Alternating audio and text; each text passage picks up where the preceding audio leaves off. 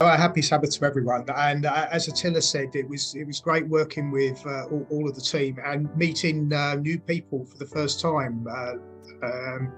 And from the start, meeting Daniela, we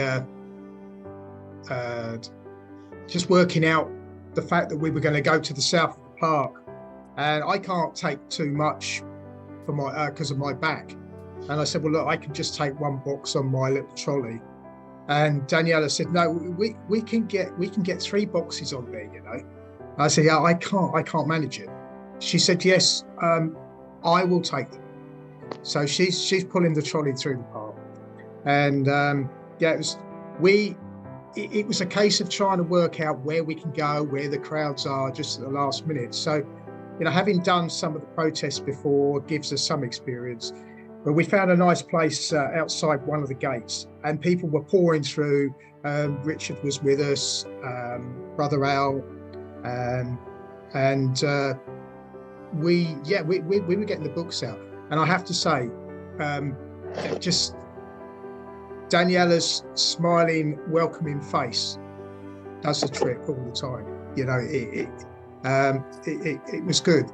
We were able to put my little table up, but then it stopped. People stopped. So we had to move on. We had to work out where we could go next, because the police would stop the pedestrians coming in and putting through another gate. So we moved up, and as Attila said, they found the bus stop there to get the books in, which was great. Attila was doing a great job getting more books, because the books were going. But what I realised also, we went further up. We were on Park Lane, so all we were doing was standing on the curb of the pavement with a trolley, and that was it.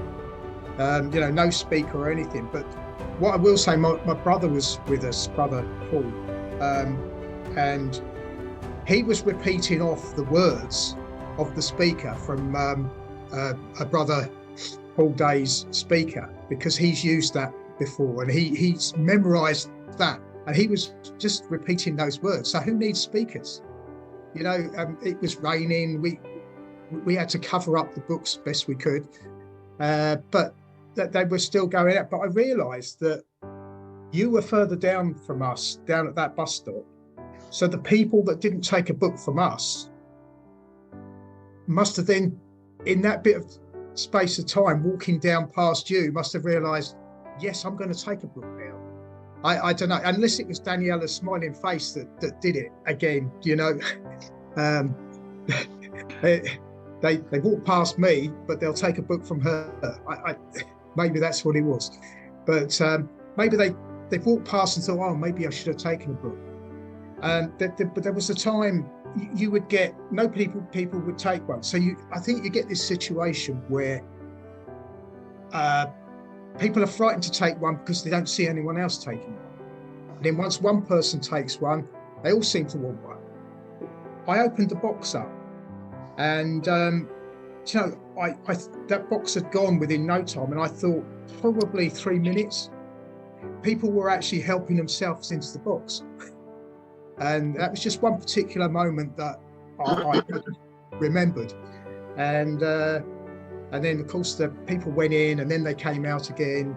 But yeah, the one thing I'd say, Ian, we didn't really speak to many people. So it was one of those occasions where the people came past. We didn't get the opportunity to have those conversations, which are very encouraging for us sometimes. But it was just people walked past, grabbed a book, and we just pray that the Holy Spirit was working there.